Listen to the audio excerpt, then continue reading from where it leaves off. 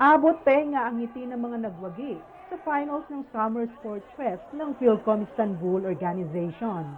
Champion ang Asian Warriors sa basketball at UCI team naman sa volleyball. Kasabay nito, nag-consular outreach mission ang embahada para sa mga Pinoy na naglalakad ng kanilang dokumento. Kaya naman natutuwa ang mga kababayan dahil hindi na sila pumunta sa embahada sa Ankara para mag-renew ng kanilang pasaporte.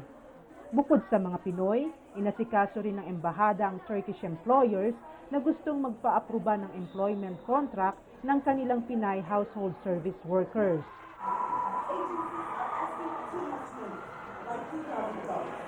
Ito ang ika-4 na consular outreach program ng embahada para sa mga Pinoy sa Istanbul. Para sa Balitang Europe, Weng Timoteo, Istanbul, Turkey.